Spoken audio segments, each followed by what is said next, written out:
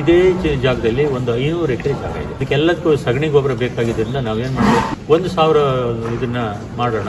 ಸರಿ, ಅಲ್ಲಿ ಇಸ್ರೇಲ್ಗೆ ಹೋಗಿ ಅಲ್ಲಿಂದನೇ ಒಬ್ಬರನ್ನ ಕರ್ಕೊಂಡು ಬಂದ್ಬಿಟ್ಟು ಅವ್ರು ಪ್ಲಾನ್ ಎಲ್ಲ ಕೊಟ್ಟೋದು. ನಮ್ದು ಮಿಲ್ಕಿಂಗ್ ಮಿಷನ್ ಯಾವ ತರ ಇದೆ ಅಂತಂದ್ರೆ, ಒಂದು ಸಾರಿಗೆ 48 ಹಸುಗಳನ್ನ ಮಿಲ್ಕ್ ಮಾಡ್ತೀವಿ. 8 ನಿಮಿಷದಲ್ಲಿ ಅದು ಆಗ್ಬೇಕು. ಯಾರು ಕರ್ಕೊಂಡು ಬರೋದಿಲ್ಲ. ಒಂದೊಂದಾಗ ಕ್ಯೂನಲ್ಲಿ ಹೋಗಿ ಅವ್ರ ಜಾಗಕ್ಕೆ ಅವು ನಿಂತ್ಕೊಳ್ತವೆ.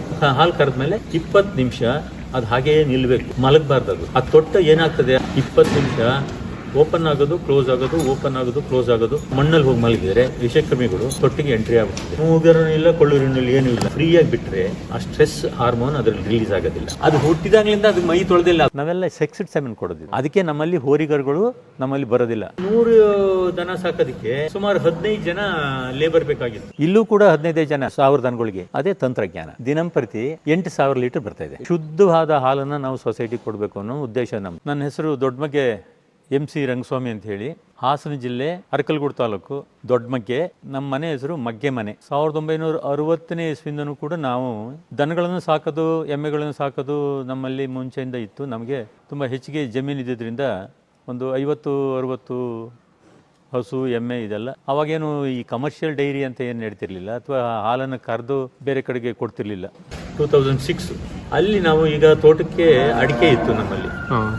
ಅಡಿಕೆ ತುಂಬ ಹೆಚ್ಚು ಕಡಿಮೆ ಒಂದು 50-60 ಎಕರೆ ಅಡಿಕೆ ತೋಟ ಇತ್ತು. ಆ ತೋಟಕ್ಕೆ ಏನು ಹೇಳಿದ್ರು, ಒಂದು ಕಂಪ್ನಿಯವ್ರು ಬಂದು, ಸರ್ ನೀವು ವೆನಿಲಾ ಬೆಳೀರಿ, ಅದರಲ್ಲೂ ನೀವು ಆರ್ಗ್ಯಾನಿಕ್ ವೆನಿಲಾ ಬೆಳೀರಿ. ನಮ್ಮ ಇಂಡಿಯಾದಲ್ಲಿ ಏನು ರೇಟ್ ಇದೆಯೋ ಆ ರೇಟ್ಗಿಂತ 4 ಪಟ್ಟು ಸಿಗ್ತದೆ ಹೊರದೇಶಕ್ಕೆ ಎಕ್ಸ್ಪೋರ್ಟ್ ಮಾಡಿದೆ. ನಮಗೇನು ಓಕೆ, ನಾವು ಮಾಡ್ತೀವಿ ಅಂತ ಹೇಳ್ಬಿಟ್ಟು ಹೇಳಿ ದೇವನಹಳ್ಳಿ ಹತ್ರಕ್ಕೆ ಹೋಗಿ ಇದೇ ಥರ HF ಹಸುಗಳನ್ನ ತಗೊಂಡು ಬಂದು 2 ಲೋಡು 18 ಹಸುಗಳನ್ನ ತಗೊಂಡು ಬಂದು, ಮತ್ತೆ ಅದಕ್ಕೆ ಬೇಕಾದಂಥ ಪಟ್ಟಿಗೆ ಇದನ್ನೆಲ್ಲ ವ್ಯವಸ್ಥೆ ಮಾಡಿದ್ರು. ಶೆಡ್ ಅಂತಂದರೆ, ಆಗಿನ ಶೆಡ್ ಹೇಗೆ ಅಂತಂದರೆ, ಒಂದು ಹಸುನ ನಾವು ಈ ಥರ ಕಟ್ಟಾಕಿದ್ರೆ ಆ ಕಡೆಗೊಂದು ಹಗ್ಗ, ಈ ಕಡೆಗೊಂದು ಹಗ್ಗ, ಕೆಳಗಡೆ ಚಪ್ಪಡಿ ಅಥವಾ ಕಾಂಕ್ರೀಟು, ಅದಾದಮೇಲೆ ಅದರ ಒಂದು ಮ್ಯಾಟ್ ಹಾಕ್ತಾಯಿತ್ತು, ರಬ್ಬರ್ ಮ್ಯಾಟ್. ತುಂಬ ಹತ್ತತ್ರಕ್ಕೆ ನಾವು ಅದು ಕಟ್ಟಾಗ್ತಾ ಇದ್ದದ್ದು. ಒಂದೊಂದಕ್ಕೆ 5 ಅಡಿ ದೂರದಲ್ಲಿ ನಾವು ಕಟ್ತಿದ್ದಂತ. ಅವಾಗ ಈ ಕಡೆಗೊಂದು ಹಗ್ಗ, ಆ ಕಡೆಗೊಂದು ಹಗ್ಗ ಆದಾಗ ಅದ್ರ ಮೇವನ್ನ ಇದು ತಿನ್ನಬಾರ್ದು, ಮತ್ತೆ ಇದನ್ನ ಈ ಕಡೆ ಮೇವನ್ನು ತಿನ್ನಬಾರ್ದು. ಆ ಥರ ಒಂದು ಲೆಕ್ಕದಲ್ಲಿ ಆವಾಗ ಈ ಪದ್ಧತಿ ಅದೇ ಥರ ಇತ್ತದು. ಆಮೇಲೆ ಅದಕ್ಕೆಲ್ಲ ಮೂಗನ್ನ ಚುಚ್ಚಿದ್ದು, ಕೊಳ್ಳೂರಿ ಹಾಕ್ತಾ ಇತ್ತು. ಒಂದು ರೀತಿ ನಾವು ಎಷ್ಟೇ ಚೆನ್ನಾಗಿ ಸಾಕಿದ್ರು ಕೂಡ ಅದೊಂಥರ ಅವಕ್ಕೆ ಸ್ಟ್ರೆಸ್. ಅಲ್ಲಿ ನಾವು 18 ಹಸುಗಳು ತಂದ್ವಲ್ಲ, ಒಂದು 7-8 ವರ್ಷ ಆದಮೇಲೆ ಅದು 70-80 ಆಯ್ತು. ಒಂದು 7-8 ವರ್ಷಕ್ಕೆ ಅಷ್ಟು ಆಗ್ಬಿಡ್ತದೆ. ಹೌದು, ಒಳ್ಳೆ ಬ್ರೀಡು ನಾವು ಅಲ್ಲಿ ತಂದಿದ್ದು ದೇವನಹಳ್ಳಿಯಿಂದ, HF. ಆ ಭಾಗದಲ್ಲಿ ದೇವನಹಳ್ಳಿ ಸುತ್ತಮುತ್ತ ಇಂಪೋರ್ಟೆಡ್, ಆಗ ಬ್ರಿಟಿಷ್ನವ್ರ ಕಾಲದಿಂದ ಅಲ್ಲಿ ತಂದು ಮಾಡಿದ್ದು ಬ್ರಿಟಿಷರು. ಒಳ್ಳೆ ವೆರೈಟಿ ಇದು HF ರಾಸು ಸಿಗ್ತದೆ. ನಮ್ಮಲ್ಲಿ ಡಾಕ್ಟರ್ ನಾಗೇಂದ್ರ ಮತ್ತು ಡಾಕ್ಟರ್ ಶಿವರಾಮ್ ಅಂತ ಹೇಳಿ ಅವರಿಬ್ಬರು ನಮ್ಮ ಜೊತೆ ಕರ್ಕೊಂಡು ಹೋಗಿ ಸೆಲೆಕ್ಟ್ ಮಾಡಿ ಅದರಲ್ಲಿ 18 ನಾವು ತಗೊಂಡು ಬಂದ್ವಿ. ಅದು ಮರಿ ಜಾಸ್ತಿ ಆಗ್ತಾ ಬಂತು, ಕರುಗಳೆಲ್ಲ ಜಾಸ್ತಿ ಆಗಿ ಸುಮಾರು ಹೆಚ್ಚು ಕಡಿಮೆ ಒಂದು 110 ಹತ್ರ ಆಯಿತು. ನಾವು ಶೆಡ್ಡು ನಾವು ಮಾಡಿದ್ದು ಹೆಚ್ಚು ಕಡಿಮೆ 110 ಹತ್ರ ಆಯಿತು. ಅದಾದಮೇಲೆ ಏನು ಮಾಡೋದು ಮುಂದಕ್ಕೆ ಅಂತ ಹೇಳಿ ನೋಡುವಾಗ, ನಾವೇನೀಗ ಮುಂಚೆ ಅಲ್ಲಿ ಶೆಡ್ ಮಾಡಿದ್ವಲ್ಲ, ಆ ಶೆಡ್ ಹತ್ರ ಆಗಲಿಲ್ಲ, ಇನ್ನೆಲ್ಲೂ ಜಾಗ ಇರಲಿಲ್ಲ, ಪೂರ್ತಿ ಎಲ್ಲ ತೋಟ ಮಾಡಿಬಿಟ್ಟಿದ್ವಿ. ಹಾಗಾಗಿ ನಮ್ಮದು ಇನ್ನೊಂದು ಎಸ್ಟೇಟು, ಈ ಎಸ್ಟೇಟ್ ಹತ್ರಕ್ಕೆ ಬಂದು ಅವ್ರಿಗೆ ತೋರಿಸು, ಈ ಜಾಗ ಆಗ್ತದೆ ನೋಡಿ ಅಂತೇಳಿ. ಜಾಗ ಇಲ್ಲಿ ಆಗ್ತದೆ ಅಂತ ಹೇಳಿ. ಹಾಗಾದ್ಮೇಲೆ ಒಂದು ಕೆಲಸ ಮಾಡೋಣ, ಈಗ 100ಕ್ಕೆ 200ಕ್ಕೆ ಬೇಡ ಮಾಡೋದಿಲ್ಲ, ಒಂದು ಲಾರ್ಜ್ ಸ್ಕೇಲ್ ಮಾಡೋಣ. ಯಾಕೆ ಅಂತಂದರೆ ನಮಗೆ ಗೊತ್ತಿತ್ತು ಇದ್ರ ಕಸುಬು ಗೊತ್ತು. ಮುಂಚೆಯಿಂದ ನಾವು ಸುಮಾರು 10-6 ವರ್ಷ ನಾವು ಮಾಡಿದ್ವಲ್ಲ, ಇದು ಮುಂಚೆಯಿಂದನೂ ನಾವು ಬೆಳೆಸ್ಕೊಂಡು ಬಂದಿದ್ದು ಹಸುನ. ಹೌದು, ಗೊತ್ತಿತ್ತು. ಇದು ನಮಗೆ ಯಾತಕ್ಕೆ ಮಾಡಬೇಕು ಅಂತ ಬಂತು ಅಂದರೆ, ನಮ್ದು ಹೆಚ್ಚು ಕಡಿಮೆ ದೊಡ್ಡ ಏರಿಯಾ ಜಮೀನು ಇರೋದ್ರಿಂದ ಅದಕ್ಕೆಲ್ಲಕ್ಕೂ ಗೊಬ್ಬರ ಬೇಕಾಗಿತ್ತು. ಗೊಬ್ಬರಕ್ಕೋಸ್ಕರ ನಾವು ಇದನ್ನ ಡೈರಿ ಮಾಡಬೇಕಾಯ್ತು. ಈಗ ಹೆಚ್ಚು ಕಡಿಮೆ ಇದೇ ಜಾಗದಲ್ಲಿ ಒಂದು 500 ಎಕರೆ ಜಾಗ ಇದೆ, 500 ಎಕರೆ ತೋಟ ಇದೆ. ಆ ತೋಟದಲ್ಲಿ ಏನು ಕಾಫಿ ಇದೆ ಒಂದು 150 ಎಕರೆ, ಅಡಿಕೆ ಇದೆ ಒಂದು 100 ಎಕರೆ, ಆಮೇಲೆ ಹಣ್ಣಿನ ಗಿಡಗಳಿದ್ದಾವೆ, ಗಂಧ ಒಂದು 200 ಎಕರೆ, ಹೀಗೆ ನಾನಾ ಬಗೆಯ ಎಲ್ಲ ಇದರಿಂದ ಅವಕ್ಕೆಲ್ಲಕ್ಕೂ ತೆಂಗಿದೆ. ಅದಕ್ಕೆಲ್ಲಕ್ಕೂ ಸಗಣಿ ಗೊಬ್ಬರ ಬೇಕಾಗಿದ್ದರಿಂದ ನಾವೇನು ಮಾಡಿದ್ವಿ, ಇನ್ನು ಕಡಿಮೆ ಹೋಗ್ತಾಗ್ತಿರ್ಲಿಲ್ಲ, ಅಥವಾ ಕ್ಲೋಸ್ ಮಾಡಿಬಿಡೋಣ ಡೈರಿ ಅನ್ನೋ ಮೈಂಡಲ್ಲಿ ಇರಲಿಲ್ಲ ನಾವು. ಇನ್ನೂ ಜಾಸ್ತಿ ಗೊಬ್ಬರ ಬೇಕಲ್ಲ, ನಾವು ಜಾಸ್ತಿ ಲಾರ್ಜ್ ಸ್ಕೇಲ್ ಹೋಗೋಣ ಅಂತ ಆಯ್ತು. 1,000 ಇದನ್ನ ಮಾಡೋಣ. ಈಗ 100 ಇದ್ದಿದ್ದು 1,000 ಹಸು ಮಾಡೋಣ ಅಂತ ಐಡಿಯಾ ಮಾಡಿದ್ವಿ. ಅದು ಎಷ್ಟು ಎಕರೆ ಬೇಕಾಗ್ತದೆ ಅಂತ ಕೇಳಿದಾಗ ಒಂದು 10 ಎಕರೆ ಜಾಗ ಬೇಕಾಗ್ತದೆ. ಈಗ ನಾವು ಹೆಚ್ಚು ಕಡಿಮೆ 15 ಎಕರೆಯಷ್ಟು ಜಾಗ ಇದೆ ಈ ಶೆಡ್ ಎಲ್ಲ ಸೇರಿ ಎಲ್ಲ ಒಂದು 15 ಎಕರೆಯಷ್ಟು ಪ್ರದೇಶ ನಾವು ಶೆಡ್ ಅನ್ನು ಮಾಡಿದ್ದೀವಿ. ಆಗ ಮುಂಚೆ ಆ 3 ಶೆಡ್ ಮಾಡಿದ್ದು ಆ ಕಡೆ, ಅದಾದ್ಮೇಲೆ ಇದು ಈ ಶೆಡ್ ಅನ್ನ ಇವಾಗ ಹೊಸ ಶೆಡ್ ಮಾಡಿದ್ದೀವಿ. ಸೊ ಈಗ 100 ಹಸು ಇತ್ತು ಸರ್, ಅಲ್ಲಿ ಸ್ವಲ್ಪ ಹಗ್ಗ ಹಾಕಿ ಎಲ್ಲ ಕಟ್ತಿದ್ರೆ ಇರ್ಲಿಲ್ಲ. 1000 ಹಸು ಮಾಡಬೇಕು ಅಂದಾಗ ಒಂದು ಇನ್ಫ್ರಾಸ್ಟ್ರಕ್ಚರ್ ಬೇಕು, ಒಂದು ಐಡಿಯಾಸ್ ಬೇಕು, ಟೆಕ್ನಾಲಜಿ ಬೇಕು. ಸೊ ಇದನ್ನ ಹೆಂಗೆ ಇದು ಮಾಡಿದ್ರಿ, ಇಂಪ್ಲಿಮೆಂಟ್ ಮಾಡಕ್ ಸಾಧ್ಯ ಆಯ್ತು? ಏನಾಯ್ತು, ಅಲ್ಲಿ 100 ದನ ಸಾಕೋದಕ್ಕೆ ಸುಮಾರು 15 ಜನ ಲೇಬರ್ ಬೇಕಾಗಿತ್ತು, ವರ್ಕರ್ಸ್. ಬೆಳಿಗ್ಗೆ ಅದಕ್ಕೆ ಬಂದು ಸಗಣಿ ತೆಗಿಬೇಕು, ಅದಾದ್ಮೇಲೆ ಅದಕ್ಕೆ ಫೀಡ್ ಕೊಡಬೇಕು, ಬೆಳಿಗ್ಗೆನೆ ಹೌದು ನೀರು ಕೊಡಬೇಕು, ಅದಾದ್ಮೇಲೆ ಇದು ಮೇವನ್ನ ಕಟ್ ಮಾಡೋಕ್ಕೆ ಜನ ಹೋಗ್ಬೇಕು, ಹಾಲನ್ನು ಕರಿಬೇಕು, ಹಾಲನ್ನು ಕರೆದು ತಗೊಂಡೋಗಿ ಅಲ್ಲಿ ಕೊಡಬೇಕು. 15 ಜನ ಮಿನಿಮಮ್. ಒಂದು ವೆಹಿಕಲ್, ಒಂದು ಟ್ರ್ಯಾಕ್ಟ್ರು, ಒಂದು ಹಾಲು ಕೊಡೋದಕ್ಕೆ ಒಂದು ವೆಹಿಕಲ್ ಬೇರೆ, ಚಿಕ್ಕ ಚಿಕ್ಕ ವೆಹಿಕಲ್, ಇದೆಲ್ಲ ಇಷ್ಟೊಂದು ಬೇಕಾಯ್ತು. ಆಮೇಲೆ ಕೊನೆಗೆ ಯೋಚನೆ ಮಾಡಿ ಆಯ್ತು, ನಾವೇನೋ ಪ್ರಾಜೆಕ್ಟ್ 1,000 ಮಾಡಿದೀವಿ, ಎಷ್ಟು ಜನ ಬೇಕಾಗ್ತದೆ ಏಕೆ ಅಂತೇಳಿ ಯೋಚನೆ ಮಾಡಿದ್ರು. ಹೆಚ್ಚು ಕಡಿಮೆ ಒಂದು 200 ಜನ ಮೇಲೆ ಬೇಕಾಗ್ತದೆ ಅನ್ನೋದು ಒಂದು ಅಂದಾಜಾಯ್ತು. ಈ 200 ಜನ ಅಂತಂದ್ರೆ ಅವ್ರಿಗೆ ಒಂದು ಹಾಸ್ಟೆಲ್ ಮಾತ್ರ ನಾವು ಕೊಡ್ಬೇಕಾಗ್ತದೆ ಅಂತ ಹೇಳಿ, ಅದಕ್ಕೆ ಇಡೀ ಪ್ರಪಂಚದಲ್ಲಿ ಯಾರು ಈ ಡೈರಿ ಪ್ರಾಜೆಕ್ಟ್ ಅನ್ನ ಎಷ್ಟು ಸಕ್ಸಸ್ ಆಗಿ ಮಾಡ್ತಾ ಇದ್ದಾರೆ, ಲಾರ್ಜ್ ಸ್ಕೇಲ್ ಅಲ್ಲಿ ಮಾಡ್ತಿರೋದು ಯಾವ್ಯಾವ ಕಂಟ್ರಿ ಮಾಡ್ತಾ ಇದ್ದಾರೆ ಅಂದಾಗ, ನಮ್ಮ ಈ ವಾತಾವರಣ ತಕ್ಕನಾಗಿ ನೋಡಿದಾಗ ಇಸ್ರೇಲು, ಇಟಲಿ ಈ ಥರ ಎಲ್ಲ ಬಂತು. ಅಲ್ಲೆಲ್ಲ ಕೇಳುವಾಗ ನಾವು ನೋಡಿದಾಗ ಸರಿ, ಅಲ್ಲಿ ಇಸ್ರೇಲ್ಗೆ ಹೋಗಿ ನಮ್ಮ ಬ್ರದರ್ ಕೃಷ್ಣೇಗೌಡ ಅಂತ ಇದ್ದಾರೆ, ನೋಡ್ಕೊಂಡು ಬಂದು ಎಲ್ಲ ಆಯಿತು. ಅಲ್ಲಿಂದನೇ ಒಬ್ಬರನ್ನ ಕರ್ಕೊಂಡು ಬಂದ್ಬಿಟ್ಟು ಎಲ್ಲಿ ಚೆನ್ನಾಗಿ ಸಕ್ಸಸ್ ಆಗಿ ಎಲ್ಲಿ ಮಾಡ್ತಾ ಇದ್ದಾರೆ ಅವ್ರನ್ನೇ ಅಲ್ಲಿ ಕರ್ಕೊಂಡು ಬಂದು ಆ ಕಂಪ್ನಿಯವ್ರನ್ನ ಇಲ್ಲಿ ಒಂದು ಲೇಔಟ್ ಮಾಡಿ ಒಂದು ಪ್ರಾಜೆಕ್ಟ್ ಮಾಡಿ ಅಂತ ಹೇಳ್ಬಿಟ್ಟು ಹೇಳಿದಾಗ ಆಯಿತು. ಅವ್ರಿಗೆ ಇಷ್ಟು ಬೇಕಾಗ್ತದೆ ನೋಡಿ, ಇಷ್ಟು ಜಾಗ ಬೇಕಾಗ್ತದೆ, ನೀರು ಇಷ್ಟು ಬೇಕಾಗ್ತದೆ ದನಗಳಿಗೆ ಕುಡಿಯೋದಕ್ಕೆ, ಅದು ಬಹಳ ಮುಖ್ಯ ಅಂತ ಹೇಳಿ ನೋಡಿ ಎಲ್ಲ ನೋಡಿದೆ. ಓಕೆ, ಇದಾಗ್ತದೆ ಅಂತ ಹೇಳ್ಬಿಟ್ಟು ಹೇಳಿದರು. ಅವರು ಪ್ಲ್ಯಾನ್ ಎಲ್ಲ ಕೊಟ್ಟೋದು, ಡಿಸೈನ್ ಕೊಟ್ಟೋದು. ನಮ್ಮ ಇಂಜಿನಿಯರ್ ಹತ್ರ ಇದನ್ನೆಲ್ಲ ಡಿಸೈನ್ ಅವ್ರು ಏನು ಕೊಟ್ಟಿದ್ರು ಅದೇ ಡಿಸೈನ್ ಪ್ರಕಾರ ನಾವು ಮಾಡಿದ್ವಿ. ಕೊನೆಗೆ ಅವ್ರದ್ದೇ ಮೆಷಿನರೀಸ್ ತಂದು, ಏನು ಮಿಲ್ಕಿಂಗ್ ಮಿಷಿನ್ ಇರ್ಬೋದು ಅಥವಾ ಬೇರೆ ಬೇರೆ ನಾವು ಇದು ಸ್ಕ್ರೇಪರ್ದು ಈ ಥರದ್ದೆಲ್ಲ ಅವರೇ ಅಲ್ಲಿ ಕೊಟ್ಟು ಕಳಿಸಿ. ನಾನು ಹೇಳೋದು, ಇಂಡಿಯಾದಲ್ಲಿ ಎಲ್ಲ ಡೈರಿ ಮಾಡ್ತಾ ಇದ್ದಾರೆ ನಿಜ, ಅದು ನಿಜವಾಗ್ಲೂ ಪ್ರಾಫಿಟಬಲ್ಲ. ಯಾಕೆ ಅಂತಂದರೆ ಹೆಚ್ಚಿಗೆ ಜನ ಇದಕ್ಕೆ ಇನ್ವಾಲ್ವ್ ಆದರೆ ಲಾಭ ಕಡಿಮೆ ಆಗ್ತಾ ಹೋಗುತ್ತೆ. ಆಮೇಲೆ ಅವಕ್ಕೆ ಕಂಜೆಸ್ಟೆಡ್ ಆದರೆ, ಅವಕ್ಕೆ ಏನು ಒಳ್ಳೆ ಗಾಳಿ ಬೆಳಕು ಈ ಥರ ಇಲ್ಲದೇ ಇದ್ದರೆ ಅವಕ್ಕೆ ರೋಗ ಬರುತ್ತೆ. ಒಳ್ಳೆ ಮೇವನ್ನು ಕೊಡಬೇಕು, ಒಳ್ಳೆ ನೀರನ್ನು ಕೊಡಬೇಕು. ಹಾಲು ಕೊಡದೇ ಇರೋದಿಲ್ಲ ಇಂಥದ್ದೆಲ್ಲ. ಹಾಲು ಕೊಡದು ಈಗ ಕರುಗಳಿವೆಲ್ಲ, ಇಂಥದಕ್ಕೆಲ್ಲ ನಾವು ಅಷ್ಟು ತಂದು ಭಾರಿ ದುಡ್ಡನ್ನ ಇದಕ್ಕೆ ಸುರಿಯೋಕ್ಕಾಗೋದಿಲ್ಲ. ಇದಕ್ಕೆ ಎಷ್ಟು ಬೇಕೋ ಅಷ್ಟು ಕೊಡಬೇಕು. ಅದಕ್ಕೋಸ್ಕರ ನಾವೇನು ಮಾಡಿದ್ವಿ, ಸೆಗ್ರಿಗೇಟ್ ಮಾಡಿದ್ವಿ ಎಲ್ಲ ಕಡೆ.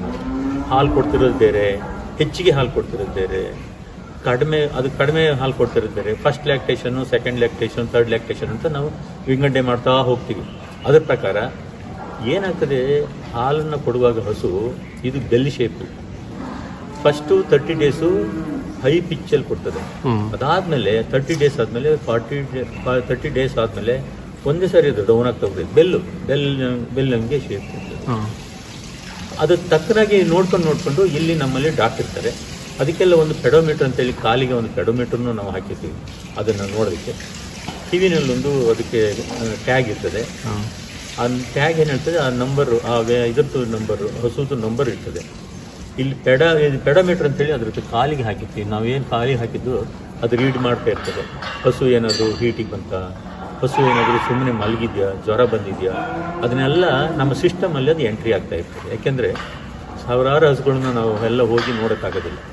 ಅಲ್ಲಿ ನಮ್ಮ ಸಿಸ್ಟಮಲ್ಲಿ ಅದನ್ನೆಲ್ಲ ತೋರಿಸ್ತಾ ಇರ್ತದೆ. ಅದರಲ್ಲಿ ಹೋಗಿ ಡ್ರಾಫ್ಟ್ ಇರ್ತದೆ. ಇಲ್ಲಿ ನಮ್ಮದು ಮಿಲ್ಕಿಂಗ್ ಮಿಷನ್ ಯಾವ ಥರ ಇದೆ ಅಂತಂದರೆ, ಒಂದು ಸಾರಿಗೆ 48 ಹಸುಗಳನ್ನ ಮಿಲ್ಕಿಂಗ್ ಮಾಡ್ತದೆ ಒಂದೇ ಸಾರಿ 8 ನಿಮಿಷದಲ್ಲಿ ಅದು ಆಗ್ಬೇಕದು. ಲೇಟ್ ಆದರೆ ಅದು ಪ್ರಯೋಜನ ಆಗೋದಿಲ್ಲ. ಅದಕ್ಕೆ ಆ ಮಿಷನ್ಗೆ ಸುಮಾರು ಹೆಚ್ಚು ಕಡಿಮೆ 1.5 ಕೋಟಿ ರೂಪಾಯಿ ಅದಕ್ಕೆ, ಆ ಮಿಲ್ಕಿಂಗ್ ಮಿಷನ್ಗೆ.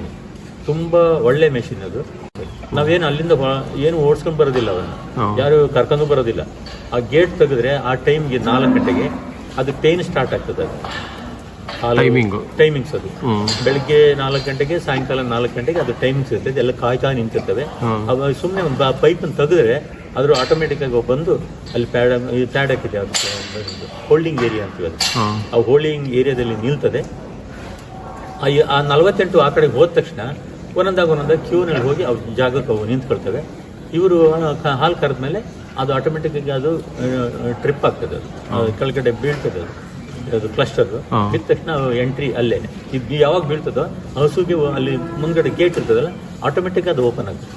ಅದು ಹೋಗಿದ್ದು ಅಲ್ಲಿ ಅದರ ಅದು ಅದು ಅದ್ರ ಇದಿರ್ತದಲ್ಲ, ಅದು ಜಾಗ ಇರ್ತದಲ್ಲ, ಅಲ್ಲಿ ಹೋಗಿ ಮೇವನ್ನ ತಿನ್ಬೇಕದು.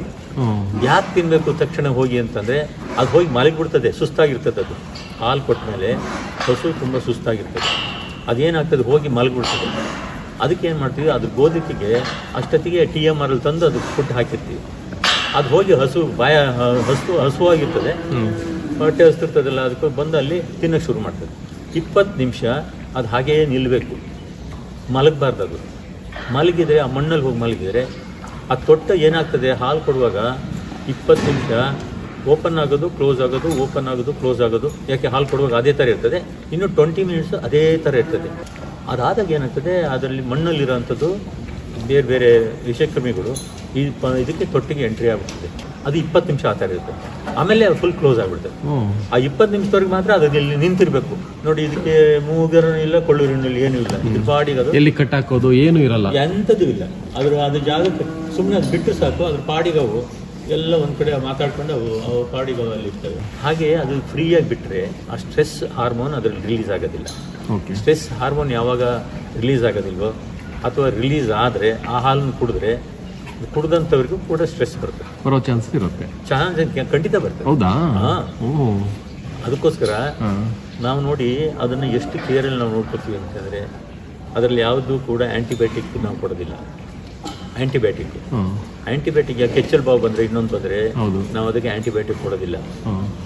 ಅದನ್ನು ಏನು ಮಾಡ್ತೀವಿ, ಆ ಹಾಲು ಅಂಥದ್ದು ಏನಾದ್ರು ಅಕಸ್ಮಾತ್ ಆದರೆ ನಮ್ಮಲ್ಲಿ ಆಗೋದಿಲ್ಲ. ಯಾತಕ್ಕೆ ಆಗೋದಿಲ್ಲ ಅಂತಂದರೆ ನೋಡಿ, ನಾವೆಲ್ಲೂ ಮುಂಚೆ ಎಲ್ಲ ಸಿಸ್ಟಮಲ್ಲಿ ನಾವು ಹೇಳ್ತಿದ್ದೋ ಅದು ನಿಂತ ಜಾಗದಲ್ಲಿ ನಿಲ್ಲಬೇಕು, ಆ ಸಗಣಿ ಹಾಕಿದ ಜಾಗದಲ್ಲಿ ಅದು ಮಲಗಬೇಕು, ಹಾಗಾಗಿ ಅದು ತೊಳಿಬೇಕು. ಅದೇನಾಗ್ತಿತ್ತು, ಅವು ಅದಕ್ಕೆ ಆ ಕಡೆ ಹೋಗೋಕ್ಕಾಗಲ್ಲ, ಈ ಕಡೆ ಹೋಗೋಕ್ಕಾಗ್ತಿರ್ಲಿಲ್ಲ. ಹೌದು. ಬರ್ತಾ ಬರ್ತಾ ಬರ್ತಾ ಅದಕ್ಕೆ ಸ್ಟ್ರೆಸ್ಸು ಶುರುವಾಗೋದು. ಮೊದಲನೇ ಕರು ಎಲ್ಲಿ ಹಾಕಿ ಕಟ್ಟಾಕಿದ ಜಾಗ ಇರ್ತದೋ ಅದು 3, 4, 5 ಕರು ಹಾಕೋವರೆಗೂ ಅದೇ ಜಾಗ.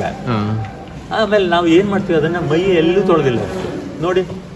ಹುಟ್ಟಿದಾಗಲೂ ಎಷ್ಟು ಕ್ಲೀನ್ ಆಗಿದೆಯಲ್ವಾ, ಅದು ಹುಟ್ಟಿದಾಗ್ಲಿಂದ ಅದು ಮೈ ತೊಳೆದಿಲ್ಲ. ಕರು ಇದ್ದಾಗಲೂ ನಾವು ತೊಳೆದಿಲ್ಲ. ಅದ್ರ ತಾಯಿ ಅದ್ರದ್ದು ಒಂದ್ಸರಿ ಅದು ಹುಟ್ಟಿದಾಗ ಒಂದ್ಸರಿ ನಾಲ್ಗೆಲ್ಲಿ ನೆಕ್ತದೆ ಬಿಟ್ಟರೆ ಇನ್ನೇನು ಇಲ್ಲ. ಅದರಲ್ಲಿ ನಾವು ಯಾವುದು ಮುಟ್ಟೋದಿಲ್ಲ, ಅದ್ರ ಪಾಡಿಗೆ ಅದಿರ್ತದೆ. ಆಮೇಲೆ ಯಾವ ಗಾಬರಿ ಆಗೋ ದನ ಯಾವುದೂ ಇಲ್ಲ. ಇದೆ ಎಲ್ಲ ಆರಾಮ ಫ್ರೆಂಡ್ಲಿ ಆಗಿರ್ತವೆ ಎಲ್ಲರ ಜೊತೆಲಿ. ನಾವೆಲ್ಲ ಸೆಕ್ಸ್ಡ್ ಸೆಮೆನ್ ಕೊಡೋದು. ಇದನ್ನು ಸೆಕ್ಸ್ಡ್ ಸೆಮೆನ್ನು ಅದು WWS. ಇಡೀ ಪ್ರಪಂಚದಲ್ಲಿ ಕೆಲವು ಬುಲ್ಗಳಿದ್ದಾವೆ, ಯಾವ ಹಸು ಹೆಚ್ಚಿಗೆ ಹಾಲು ಕೊಡ್ತದೆ ಅದರಲ್ಲಿ ಹುಟ್ಟಿದಂಥ ಗಂಡು ಕರುನಲ್ಲಿ ಅವರು ಸೆಮೆನನ್ನು ಡ್ರಾ ಮಾಡಿ ಇದಕ್ಕೆ ಕೊಡ್ತಾರೆ. ಅದ್ರದ್ದು ಹಿಸ್ಟ್ರಿ ಇರ್ತದೆ, ಅದ್ರ ತಾಯಿ ಯಾವುದು, ಅದ್ರ ತಾಯಿ ಹೀಗೆ ಅದಕ್ಕೊಂದು ರೆಕಾರ್ಡ್ ಇರ್ತದೆ. ಆ ರೆಕಾರ್ಡ್ ಪ್ರಕಾರ ನಾವು ನೋಡಿ ಅದ್ರ ಸೆಮೆನನ್ನು ನಾವು ತಗೊಳ್ತೀವಿ. ಸುಮ್ಮನೆ ಯಾರೋ ಕೊಟ್ಟಿದ್ದ ಸೆಮೆನನ್ನು ನಾವು ತಗೊಳ್ಳೋದಿಲ್ಲ. ಒಂದು ಸೆಕ್ಸ್ಡ್ ಸೆಮೆನ್ ಸ್ಟ್ರಾಗೆ ರೇಟು ಸುಮಾರು 8,000 ರೂಪಾಯಿ ಇದೆ. ಅಷ್ಟು ಕಾಸ್ಟ್ಲಿ ಅದು. ಅದಕ್ಕೆ ನಮ್ಮಲ್ಲಿ ಹೋರಿಗರುಗಳು ನಮ್ಮಲ್ಲಿ ಬರೋದಿಲ್ಲ. 90 ಭಾಗ ಎಲ್ಲ ಹೆಣ್ಣುಗರುಗಳೇ ಬರ್ತದೆ. 10 ಲೀಟ್ರ್ ಕೊಡ್ತಾ ಇರ್ತದೆ ಎಣ್ಣೆ. ಅದಕ್ಕೆ ಸೆಕ್ಸ್ಡ್ ಸೆಮೆನ್ ಕೊಟ್ಟ ಮೇಲೆ 15 ಲೀಟ್ರ್ ಕೊಡ್ತದೆ ಅದ್ರ ಮರಿ.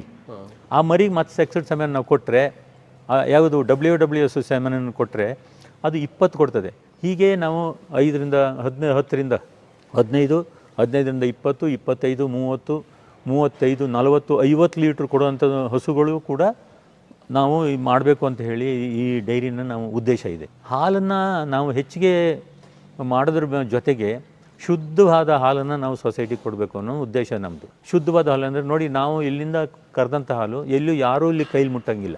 ಒಂದು ಹೆಚ್ಚು ಕಡಿಮೆ 100 ಜನ ನಾವು ಅಡಾಪ್ಟ್ ಮಾಡ್ಕೊಂಡಿದ್ದೀವಿ ನಮ್ಮ ರೈತರನ್ನ. ಆ ರೈತರು ಏನು ಮಾಡ್ತಾರೆ, ನಮ್ಮ ಪ್ಯಾರಾಮೀಟ್ರಿಗೆ ಇದ್ರೆ ಮಾತ್ರ ನಾವು ತಗೊಳ್ಳೋದು. ಈ ಥರ ಅದು ಫ್ರೀ ಬಿಟ್ಟಿರಬೇಕು, ಮೂಗ್ದಾರ ಹಾಕಿರಬಾರ್ದು, ಮಿಲ್ಕಿಂಗ್ ಮಿಷನ್ನಲ್ಲೇ ಕರಿಬೇಕು, ಆಮೇಲೆ ಯಾವುದೂ ಕೂಡ ಆ್ಯಂಟಿಬಯೋಟಿಕ್ ಇರಬಾರ್ದು, ಅಫ್ಲೋಟಾಕ್ಸಿನ್ ಇರಬಾರ್ದು, ಬ್ರುಸುಲಾ ಇರಬಾರ್ದು, ಆಮೇಲೆ ಅದಕ್ಕೆ ಇನ್ಯಾವುದೂ ಪ್ರಾಬ್ಲಮ್ ಇರಬಾರ್ದು. ಅಂಥ ಹಸುಗಳಿಂದ ಹಾಲನ್ನು ಮಾತ್ರ ನಾವು ತಗೊಳ್ಳೋದು. ಯಾಕೆಂದರೆ ನಮ್ಮದು ಹಾಲು ಇಷ್ಟು ದೊಡ್ಡ ಡೈರಿಗೆ ಅವರು ಅದನ್ನು ತಗೊಂಡೋಗಿ ಆ ಹಾಲನ್ನು ಹಾಕಿಬಿಟ್ರೆ, ಯಾವುದೋ ಹಾಲನ್ನು ತಗೊಂಡೋಗಿ ಹಾಕಿದರೆ ಪೂರ್ತಿ ಹಾಲೆಲ್ಲ ಹಾಳಾಗ್ತದೆ.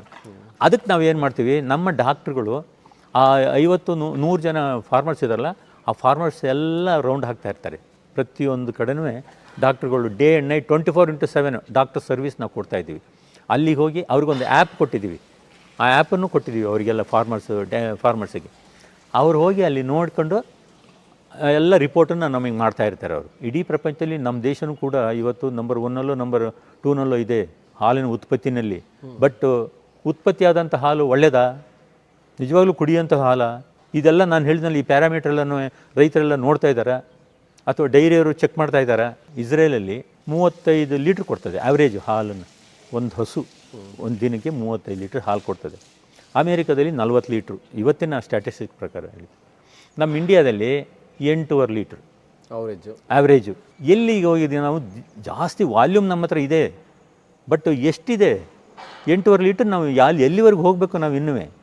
ಈಗ ನಮ್ಮ ಡೈರಿನಲ್ಲಿ 20 ಲೀಟ್ರ್ ಹತ್ತಿರ ನಾವು ಆ್ಯಾವ್ರೇಜ್ ನಾವು ಕರಿತಾ ಇದ್ದೀವಿ ಇವತ್ತು ನಮ್ಮ ಡೈರಿನಲ್ಲಿ. ನಮ್ಮದು ಟಾರ್ಗೆಟ್ ಏನಂದರೆ ನಮ್ಮದು ಇಂಟರ್ನ್ಯಾಷನಲ್ ಸ್ಟ್ಯಾಂಡರ್ಡಿಗೆ ತಗೊಂಡು ಹೋಗ್ಬೇಕು ಇದನ್ನು. ಆ ಮಟ್ಟದಲ್ಲಿ ಅದಕ್ಕೋಸ್ಕರ ಇದೊಂದು ಆಸೆ ನಮಗೆ ದುಡ್ಡನ್ನು ಸಂಪಾದನೆ ಮಾಡಬೇಕಾದ್ರೆ ಇದರಲ್ಲೇನು ಲಾಭ ಇಲ್ಲ, ಲಾಭಕ್ಕೋಸ್ಕರ ಮಾಡ್ತಾಯಿಲ್ಲ. ಇದೊಂದು ಪ್ಯಾಷನ್ ನಮಗಿದು, ಮಾಡಲೇಬೇಕು. ಒಳ್ಳೆಯ ಹಾಲನ್ನು ನಮ್ಮ ಸಮಾಜಕ್ಕೆ ನಾವು ಕೊಡಬೇಕು. ನಮ್ಮದೊಂದು ಕಮಿಟ್ಮೆಂಟ್ ಇದೆ, ಸೋಷಿಯಲ್ ಕಮಿಟ್ಮೆಂಟ್, ನಮಗೆ ಬಾಂಡೇಜ್ ಇದೆ. ಅದನ್ನು ಕೊಡಬೇಕೆ ಹೊರತು ನಾವು ಯಾವಾಗಲೂ ಲಾಭ ಮಾಡಿದ್ರೆ ಬೇರೆ ಬೇರೆ ಇದೆ ನಮಗೆ ಲಾಭ ಮಾಡೋದಕ್ಕೆ. ಬೇರೆ ವೆಸ್ಟರ್ನ್ ಕಂಟ್ರೀಸ್ಗಿಂತಲೂ ಉತ್ತಮವಾಗಿ ಮಾಡೋದು. ಯಾಕೆಂತಂದರೆ ಅಲ್ಲಿ ವಿಪರೀತ ಚಳಿ, ದನಗಳು ನಿಲ್ಲಕ್ಕಾಗೋದಿಲ್ಲ, ಅಷ್ಟು ಚಳಿ. ಇಲ್ಲ ಅಂತಂದರೆ ವಿಪರೀತ ಬಿಸಿಲು. ಇದು ನಮ್ಮ ಕರ್ನಾಟಕ ಇದೆಯಲ್ಲ ನಂಬರ್ 1 ಇದು ಡೈರಿ ಮಾಡೋದಕ್ಕೆ ಭಾಳ ಹೇಳಿದಂಥ ಜಾಗ ಇದೆಲ್ಲವ. ನೋಡಿ, ಮಹಾರಾಷ್ಟ್ರದಲ್ಲೂ ಅಷ್ಟು ಚೆನ್ನಾಗಿಲ್ಲ, ಟೆಂಪ್ರೇಚರ್ ಸಿಕ್ಕಾಬಟ್ಟೆ ಅಲ್ಲಿ. ಗುಜರಾತಲ್ಲೂ ಅಷ್ಟು ಚೆನ್ನಾಗಿಲ್ಲ. ನೀವು ಪಂಜಾಬಲ್ಲೂ ನೋಡಿ, ಸಿಕ್ಕಾಬಟ್ಟೆ ಚಳಿ, ಸಿಕ್ಕಾಬಟ್ಟೆ ಬಿಸಿಲು. ಕರ್ನಾಟಕದಲ್ಲಿ ನಮ್ಗೆ ಯಾವುದಿಲ್ಲ, ನಾವು ಸ್ವರ್ಗ ಇಲ್ಲಿ. ಆ ದನಗಳು ನೋಡಿ ಅಷ್ಟು ಖುಷಿ ಇರ್ತವೆ. ಅಂಥ ಒಂದು ನಾವು ಪ್ರಾಜೆಕ್ಟನ್ನು ನಾವು ಸೈಂಟಿಫಿಕ್ಕಾಗಿ ಮಾಡ್ತಾ ಇದ್ದಾರೆ. ಪಾಪ ಕಷ್ಟಪಡ್ತಾ ಇದ್ದಾರೆ. ಅವರಿಗೆ ಟೆಕ್ನಾಲಜಿ ಗೊತ್ತಿಲ್ಲ. ಟೆಕ್ನಾಲಜಿ ಒಂದು ತಿಳ್ಕೊಂಬಿಟ್ರೆ ಇದು ನಾವೆಲ್ಲ ಮಾಡಿದ್ದೀವಿ. ನೋಡಿ, ನಾನು ಹೇಳಿದ್ನಲ್ಲ, ಅಲ್ಲಿ 15 ಜನ 70 ದನಗಳಿಗೆ, ಇಲ್ಲೂ ಕೂಡ 15 ಜನ 70,000 ದನಗಳಿಗೆ. ಹೇಗೆ ಇದು? ಅದೇ ತಂತ್ರಜ್ಞಾನ. ಆ ತಂತ್ರಜ್ಞಾನವನ್ನು ತಿಳ್ಕೊಂಡು ನಾವು ಆ ಸ್ವಚ್ಛವಾಗಿರೋಂಥ ಹಾಲನ್ನು ನಾವು ಕೊಡಬೇಕು ಅಂತಂದರೆ ದನಗಳು ಹ್ಯಾಪಿಯಾಗಿರ್ತವೆ. ಹ್ಯಾಪಿ ದನಗಳು ಕೊಟ್ಟಂಥ ಹಾಲು ಅದು ಹ್ಯಾಪಿಯಾಗಿ ಇರ್ತದೆ. ಆ ಹ್ಯಾಪಿ ಹಾಲನ್ನು ನಾವು ಕುಡಿದ್ರೆ ನಾವು ಹ್ಯಾಪಿಯಾಗಿರ್ಬೋದು. ಈಗ ನಮಗೆ ದಿನಂಪ್ರತಿ 8,000 ಲೀಟ್ರ್ ಬರ್ತಾಯಿದೆ. 8,000 ಲೀಟರ್? 8,000 ಅಂತಂದರೆ ಈ 1000 ಹಸುಗಳಿದ್ರೆ ಅದೆಲ್ಲ ಕೊಡೋದಿಲ್ಲ ಹಾಲನ್ನು. ಹೌದು. ಅದರಲ್ಲಿ 300-350 ಹಾಲು ಕೊಡ್ತದೆ. ಇನ್ನೆಲ್ಲ ಬಾಕಿ ಚಿಕ್ಕದ ಕರುಗಳು, ಅದಾದಮೇಲೆ ದೊಡ್ಡದು ಪಡ್ಡೆ, ಅದಾದಮೇಲೆ ಹೀಫರ್ಸು, ಈ ಥರ ಆ ಒಂದು ರೇಂಜಲ್ಲಿ ಇರ್ತದೆ. ಅಂತೂ ಆ್ಯಾವ್ರೇಜು ನಮಗೆ 10,000 ಲೀಟ್ರನ್ನ ಒಂದು 1,000 ಹಸುಗಳು ಇದ್ದಂಥ ಡೈರಿನಲ್ಲಿ 10,000 ಲೀಟ್ರ್. ಇದನ್ನು ನಾನು ನಿಮ್ಗೆ ಹೇಳಿದೆ, ಒಂದು ಇಂಟರ್ನ್ಯಾಷನಲ್ ಲೆವೆಲ್ಗೆ ತಗೊಂಡು ಹೋಗಬೇಕು ಅಂತ ಹೇಳಿಬಿಟ್ಟು. ನಾನು ಒಬ್ಬನೇ ತಗೊಂಡೋಕ್ಕಾಗೋದಿಲ್ಲ ಇದನ್ನು. ಹೌದು. ಅಥವಾ ನಮ್ಮೂರೇ ಒಂದು ತಗೊಂಡೋಕ್ಕಾಗೋದಿಲ್ಲ ಇಡೀ ದೇಶನ. ಹಾಗೆ ನಾವು ಏನು ಮಾಡ್ತಾಯಿದ್ದೀವಿ, ನಮ್ಮ ಸುತ್ತಮುತ್ತ ರೈತರಿಗೆಲ್ಲ ಸುಮಾರು ಹೆಚ್ಚು ಕಡಿಮೆ ನಮ್ಮದು ಟಾರ್ಗೆಟ್ ಇರೋದು 1,000 ರೈತರನ್ನ ನಮ್ಮದೇ ಪ್ಯಾರಾಮೀಟ್ರಲ್ಲಿ ಏನೇನು ನಾನು ಈಗವಾಗೆಲ್ಲ ಹೇಳಿದ್ನಲ್ಲ, ಎಲ್ಲಿ ಯಾರ್ಯಾರು ರೈತರು ಮಾಡಿರ್ತಾರೋ ಅಂಥವ್ರಿಗೆಲ್ಲ ನಾವು ಇನ್ಸೆಂಟಿವ್ ಕೊಡ್ತಾ ಹೋಗ್ತೇವೆ ಅಂತ ಮುಂಚೆಲಿ ನಾನು ಹೇಳಿದೆ. ಅದಕ್ಕೆಲ್ಲದಕ್ಕೂ ಒಂದು 20-20 ಪೈಸಾ. ನಾವು ಆ್ಯಕ್ಚುಲಿ ಹಾಲು ಎಷ್ಟು ಒಳ್ಳೆ ಹಾಲನ್ನು ನಾವು ತಗೊಂಡ್ಮೇಲೆ 42 ರೂಪಾಯಿಗೇನೋ ತಗೊಳ್ತಾ ಇದ್ದೀವಿ ಈಗ ಪರ್ ಲೀಟರು. ಅದು ಚೆನ್ನಾಗಿದ್ದರೆ, ಆ್ಯಂಟಿಬಯೋಟಿಕ್ ಇಲ್ಲ ಅಂತಂದರೆ 20 ಪೈಸಾ, 42 ರೂಪಾಯಿ 20 ಪೈಸಾ. ಮೂಗ್ದಾರ ಹಾಕಿಲ್ಲ ಅಂದರೆ 42 ರೂಪಾಯಿ 40 ಪೈಸಾ. ಮತ್ತು ಇದು ಕೊಟ್ಟಿಲ್ಲ ಅಂತಂದರೆ, ಯಾವುದನ್ನು ಈ ಅಫ್ಲೋಟಾಕ್ಸಿನ್ ಇಲ್ಲ ಅಂತಂದರೆ ಅದಕ್ಕೆ ಮತ್ತೆ ಈ ಥರ 20-20 ಪೈಸಾ ಆ್ಯಡ್ ಮಾಡ್ಕೊಂಡು. ಯಾಕೆಂದರೆ ಸೊ ದ್ಯಾಟ್ ಅವರಿಗೆ ಅದು ಕಾನ್ಸೆಪ್ಟ್ ಗೊತ್ತಾಗಲಿ. 20 ಪೈಸಾ ಅವ್ರಿಗೆ ಸುಮ್ಮನೆ ಸಬ್ಸಿಡಿ ಅಂತ ನಾವು ಕೊಡ್ತಾ ಇಲ್ಲ. ಇದನ್ನೆಲ್ಲ ಮಾಡಿ ಅವರು ಕೊಟ್ಟರೆ ಅವ್ರಿಗೆ 20 ಪೈಸಾ ಇನ್ಸೆಂಟಿವ್ ಅದಕ್ಕೆ ನಾವು ಕೊಡ್ತಾ ಹೋಗ್ತಿರ್ತೀವಿ. ಹಾಗೆ ಸುಮಾರು 1,000 ರೈತರಿಗೆ ನಾವು ಈಗಾಗಲೇ ಟ್ರೈನಿಂಗ್ ಕೊಡ್ತಾ ಇರ್ತೀವಿ. ಅವರೆಲ್ಲ ಇಲ್ಲಿ ಬರ್ತಾ ಇರ್ತಾರೆ. ಬಂದು ಇದನ್ನೆಲ್ಲ ನೋಡಿ ದಿನಂಪ್ರತಿ ನಮಗೆ ಇದೇ ಕೆಲಸ ಆಗ್ತಾಯಿದೆ. ಅವರೆಲ್ಲ ಬಂದು ಎಜುಕೇಟ್ ಮಾಡಬೇಕು ಅವರಿಗೆ ಅಂತ ನಾನು ಹೇಳೋದು. ಸ್ಕೂಲ್ ಮಕ್ಕಳಿಗೆ, ಕಾಲೇಜ್ ಮಕ್ಕಳಿಗೆ, ರೈತರಿಗೆ ಅವ್ರನ್ನೆಲ್ಲ ಈ ಥರ ಎಜುಕೇಟ್ ಮಾಡಿ. ನೋಡಿ, ಈ ಥರ ಸಿಸ್ಟಮ್ ಮಾಡಿರೋದು ನಮ್ಮ ಇಂಡಿಯಾದಲ್ಲಿ ಎಲ್ಲೂ ಇಲ್ಲ. ಏನಿದ್ರು ನೀವು ಇಸ್ರೇಲ್ಗೆ ಹೋಗಿ ನೋಡ್ಕೊಬರ್ಬೇಕು. ಇಸ್ರೇಲ್ಗೆ ಹೋಗೋದ್ರ ಬದಲಿಯ ಆ ಇಸ್ರೇಲ್ ಏನು ಮಾಡಿದಾರೋ ಅದೇ ರೀತಿ ನಾವು ಇಲ್ಲಿ ಮಾಡಿದ್ದೀವಿ. ಇಲ್ಲೇ ನೋಡ್ಬೋದು ಎಲ್ಲದನ್ನೂ. ಹಾಗೆ ನಾವು ನಮ್ಮ ಸುತ್ತಮುತ್ತ ಜನರನ್ನ ಒಂದು ಪರಿವರ್ತನೆ ಮಾಡಿದರೆ ಅದು 10ರಿಂದ 100 ಆಗ್ತದೆ, 100ರಿಂದ 1000 ಆಗ್ತದೆ, 1000ರಿಂದ ಹೀಗೆ ಒಂದು ರೆವಲ್ಯೂಷನ್ ಆಗಬೇಕು ಅಂತ ನಾವು ಒಂದು ರೆವಲ್ಯೂಷನ್ ಆಗಬೇಕು. ನಾನು ಹೇಳಿದ್ನಲ್ಲ, ಹಾಗೆ ಸದ್ದಿಲ್ದೇ ಈ ರೆವಲ್ಯೂಷನ್ ಹಳ್ಳಿಯಿಂದ ಈ ಥರ ಒಂದು ಪದ್ಧತಿ ಇದೆ. ಡೈರಿ ಅಂದರೆ ಈ ಥರ, ದನಗಳ ಹಾಲು ಕರೆಯೋದು ಅಂದರೆ ಈ ಥರ ಅನ್ನೋದು ಒಂದು ಗೊತ್ತಾಗಬೇಕು ಜನರಿಗೆ ಅಂಥೇಳಿ ನಾವು ಏನು ಮಾಡ್ತಾಯಿದ್ವಿ, ಎಜುಕೇಟ್ ಮಾಡ್ತಾಯಿದ್ವಿ. ಹೆಂಗೆ ನೀವು ಡಿಸ್ಟ್ರಿಬ್ಯೂಟ್ ಮಾಡೋಕ್ಕೆ ಪ್ಲಾನ್ ಮಾಡ್ತಾ ಇದ್ದೀರಿ ಸರ್ ಇಷ್ಟೊಂದು ಮಿಲ್ಕ್ನ? ನಾವು ಏನು ಮಾಡ್ತಾಯಿದ್ದೀವಿ, ನಮಗೆ ಎಷ್ಟು ಹಾಲನ್ನು ನಾವು ಉತ್ಪತ್ತಿ ಮಾಡ್ತಾಯಿದ್ದೀವೋ, ಜೊತೆಗೆ ನಮ್ಮ ರೈತರೆಲ್ಲ ಕೊಡ್ತಾ ಇದ್ದಾರಲ್ವ, ಅಷ್ಟನ್ನು ಮಾರ್ಕೆಟಿಂಗ್ ಮಾಡಿಗೆ ನಮಗೆ ತುಂಬ ಡಿಮ್ಯಾಂಡ್ ಇದೆ. ಅಷ್ಟನ್ನೆಲ್ಲ ನಾವು ಕೊಡೋಕ್ಕಾಗ್ತಾಯಿಲ್ಲ, ಡಿಮ್ಯಾಂಡಿಗೆ ತಕ್ಕ ನಾವು ಕೊಡೋಕ್ಕಾಗ, ಯಾಕೆ ಆಲ್ ಆಫ್ ಎ ಸಡನ್ ಬರೋದಿಲ್ಲ. ಅದನ್ನು ನಾವೇನು ಮಾಡ್ತೀವಿ, ಫೇಸ್ ಮ್ಯಾನಲ್ಲಿ ಪ್ರಾಡಕ್ಟು ಮಾಡ್ತಾಯಿದ್ದೀವಿ. ಅದರಲ್ಲಿ ತುಪ್ಪ ಮಾಡ್ತೀವಿ, ಬೆಣ್ಣೆ ಮಾಡ್ತೀವಿ, ಪನ್ನೀರ್ ಮಾಡ್ತೀವಿ, ಆಮೇಲೆ ಮೊಸರು, A1 ಮೊಸರು, ಆ ಥರ ಎಲ್ಲ ಮಾಡ್ಕೊಂಡು ಪ್ರಾಡಕ್ಟು ಮಾಡ್ತೀವಿ, ಪ್ರಾಡಕ್ಟ್ನ ಕೊಡ್ತೀವಿ. ಈಗ ಸುಮಾರು ಬೆಂಗಳೂರಲ್ಲಿ 250 ದೊಡ್ಡ ದೊಡ್ಡ ಹೈಪರ್ ಮಾರ್ಕೆಟ್ಗಳಲ್ಲಿ ನಮ್ಮ ಲಾಂಚ್ ಮಾಡಿದ್ದೀವಿ. ಅಂದರೆ ನಿಮ್ಮದೇ ಓನ್ ಬ್ರ್ಯಾಂಡ್? Own brand. ನಮ್ಮದು ಬ್ರ್ಯಾಂಡ್ ಹೆಸರು ಮಿಲ್ಕ್ ಕಿಂಗ್ ಅಂತ ಹೇಳಿ. ಮಿಲ್ಕ್ ಕಿಂಗ್ ತುಂಬ ಚೆನ್ನಾಗಿ ರೆಸ್ಪಾನ್ಸ್ ಬಂದಿದೆ. ತುಪ್ಪ, ಮೊಸರು, ಈಗ ಪನ್ನೀರು, ಈ ಮೂರನ್ನ ಇವತ್ತು ಈಗ ಎಲ್ಲ ಮಾರ್ಕೆಟ್ ಮಾಡಿದ್ವಿ. ಈಗ ಒಂದು ತಿಂಗಳಿಂದ, ಈಗ ಮುಂದಿನ ತಿಂಗಳಿಂದ ಹಾಲನ್ನು ಬೆಂಗಳೂರಿಗೆ ಫಸ್ಟು ಬೆಂಗಳೂರು ಮಾರ್ಕೆಟನ್ನು ನಾವು ಇದು ಮಾಡ್ತಾಯಿದ್ವಿ. ನೋಡಿ, ಇದು ಲಕ್ಷ್ಮಿ ಫಾರಮ್. ಇದಾದಮೇಲೆ ಪ್ರೊಸೆಸಿಂಗ್ ಮಾಡ್ತಾ ಇದೆಯಲ್ಲ, ಅದು ಮಗ್ಗೆಮನೆ LLP. ಏನು ಮಾರಾಟ ಮಾಡ್ತೀವಿ ಅದು ಮಿಲ್ಕಿಂಗ್ ಅಂತ ಹೇಳಿ ಹೇಳಿದೆ ನಾನು ಆಗಲೇ. ಏನು ಪ್ರೊಕ್ಯೂರ್ ಮಾಡ್ತಾಯಿದ್ದೀವಿ, ಈಗ ಸುಮಾರು ಜನ ರೈತರಿಂದ ಪ್ರೊಕ್ಯೂರ್ ಮಾಡ್ತೀವಲ್ಲ, ಅದಕ್ಕೆ ಮಿಲ್ಕ್ ಕ್ರಷ್ ಅಂತ, ಕ್ಷೀರಧಾರೆ. ಜಾಸ್ತಿ ವಾಲ್ಯೂಮ್ ಮಾಡೋದಕ್ಕಂತ ಹೆಚ್ಚಾಗಿ ನಾವು ಹೆಚ್ಚಿಗೆ ನಿಗಾ ಕೊಡ್ತಾ ಇರೋದು ಶುದ್ಧವಾದ ಹಾಲನ್ನು ಕೊಡಬೇಕು ಅಂತ ಹೇಳಿ ನಮ್ಮ ಉದ್ದೇಶ. 1000 ಮಾಡೋದು ಇದಕ್ಕೆ 20 ಜನ ಅವರಲ್ಲಪ್ಪ, ಏನು 1000 ಮಾಡಿದ್ರೆ ಇನ್ನೆಷ್ಟು ಜನ ಬೇಕು ಅಂತೇಳಿ ಆಗ ಅವನು ಹೇಳ್ದಾಗ ಇದ್ದಾಗ ಇಲ್ಲ ಬನ್ನಿ ನೋಡೋಣ ಅಂತೇಳಿ ಪಂಜಾಬಿಗೆಲ್ಲ ಕರ್ಕೊಂಡು ಹೋದ. ನಮಗೆ ಪಂಜಾಬ್ ಕರ್ಕೊಂಡು ಹೋದ, ಹರಿಯಾಣ ಕರ್ಕೊಂಡು ಹೋದ. ಅಲ್ಲೆಲ್ಲೂ ಅಷ್ಟು ಕ್ಲೀನು ಇರಲಿಲ್ಲ ಮತ್ತು ಅಷ್ಟು ಸಕ್ಸಸ್ಸು ಇರಲಿಲ್ಲ. ಅಲ್ಲೆಲ್ಲ ಒಂದು 600-700ಕ್ಕೆಲ್ಲ ಭಾರಿ ಎಲ್ಲ ಒಂಥರ ಇದಾಗಿ ಹೋಗಿತ್ತು. ಆಮೇಲೆ ಇಲ್ಲಿ ಸರಿಯಾಗಲ್ಲ ಅಂತೇಳಿ ಮತ್ತೆ ಇಸ್ರೇಲಿಗೆ ಕರ್ಕೊಂಡು ಹೋದ್ರು. ಅಲ್ಲಿಗೆ ನೀವು ಹೋಗಿದ್ದೀರಾ ಸರ್? ಇಸ್ರೇಲಿಗೆ ನಾವು ಹೋಗಿದ್ದು. ಇಸ್ರೇಲಿಗೆ ಹೋಗಿ ಅಲ್ಲಿಂದ ಒಂದು 15 ಫಾರಮ್ ವಿಸಿಟ್ ಮಾಡಿದೆ. ಅಲ್ಲಿ ಒಂದು 12 ದಿನ ಇದ್ದಲ್ಲಿ ಒಂದು 15 ಫಾರಮ್ ವಿಸಿಟ್ ಮಾಡಿ, ಅಲ್ಲೂ ಬೇಕಾದಷ್ಟು ಅಲ್ಲೂ ಇದಿತ್ತು. ಅಂದರೆ ಅಲ್ಲೂ ಸರಿಯಾಗಿ ಮೇಂಟೆನೆನ್ಸ್ ಇಲ್ಲ, ಇದಾಗಿರೋದು, ಮತ್ತು ಆರೋಗ್ಯ ಅಷ್ಟು ಒಳ್ಳೆವಿರಲಿಲ್ಲ. ಆಮೇಲೆ ಎಲ್ಲನೂ ಆಲ್ಟ್ರ್ ಮಾಡಿ ಇದನ್ನು ಶೆಡ್ ರೆಡಿ ಮಾಡಿದ್ದು. ಅಂದರೆ ಅದಕ್ಕಿಂತ ಇನ್ನೂ ಉತ್ತಮವಾಗಿ ಈ ಶೆಡ್ಗಳು ಬಂದಿದ್ದಾವೆ ಈಗ. ಆ ಥರ ಮಾಡೋ ಹೊತ್ತಿಗೆ ಈಗ ಇಲ್ಲಿ ಸ್ವಲ್ಪ ಕ್ಲೀನಿಂಗು ಅದೆಲ್ಲ ಇದು ಮಾಡಿದರೆ ಏನು ಪ್ರಾಬ್ಲಮ್ ಇಲ್ಲ. ಈಗ ಕರೆಕ್ಟಾಗಿ ಮಾಡ್ತು ಅಂತಂದರೆ ಇಂಡಿಯಾದಲ್ಲಿ ಇದೇ ಫಸ್ಟ್ ಅನ್ನಿಸ್ತದೆ ನೋಡಿದರೆ ನಮಗೆ. ಇದರಲ್ಲಿ ಅಂದರೆ 1000 ಜಾಸ್ತಿ ಇರ್ಬೋದು, ಕ್ಲೀನು ಇದೆಲ್ಲ ನೋಡಿದರೆ ಸ್ವಲ್ಪ ನೀಟಾಗಿ ಮಾಡಬೇಕು ಅಂತ ನಾವು ಜನಗಳಿಗೆ ಒಳ್ಳೆ ಹಾಲು ಕೊಡಬೇಕು, ಒಳ್ಳೆ ಇದಾಗಿ ಕೊಡಬೇಕು ಅನ್ನೋ ದೃಷ್ಟಿಯಿಂದ ಇದು ಮಾಡ್ತಾ ಇರೋದು. ಅಂದರೆ ನಮಗೆ ಬೇಕಾಗಿರೋದು ಮೆನೂರ್ ಇಂಪಾರ್ಟೆಂಟು. ಹಾಲು ಇದಕ್ಕಿಂತನೂ ಮೆನೂರಿಗೋಸ್ಕರನೇ ನಾವು ಇದೆಲ್ಲನೂ ಮಾಡ್ತಾ ಇರೋದು. ತೋಟಕ್ಕೆ ಗೊಬ್ಬರ ನಮಗೆ ಮೊದಲೆಲ್ಲ ಮೈಸೂರಿಂದ ತರಿಸ್ತಿದ್ದು ಗೊಬ್ಬರಗಳನ್ನ ಇಲ್ಲಿಗೆ. ಅಂದರೆ 100-150 ಲೋಡು ಪಿಂಚನ್ ಇದರಿಂದ ತರಿಸ್ತಿದ್ದು. ಅದು ಸಾಕಾಗ್ತಿರಲಿಲ್ಲ. ಹಾಗಾಗಿ ಡೈರಿ ಇದಕ್ಕೆ ಬಂದ ಉದ್ದೇಶ, ಡೈರಿ ಇದ್ರೇ ನಾವು ಅಗ್ರಿಕಲ್ಚರ್ ಮಾಡೋಕ್ಕೆ ಅನುಕೂಲ ಅಂತ ಹೇಳ್ಬಿಟ್ಟು ಆ ಉದ್ದೇಶದಿಂದ ಇವತ್ತು ಈ ಲೆವೆಲಿಗೆ ತಗೊಬಂದು ಮಾಡ್ತಾಯಿದ್ದೀವಿ.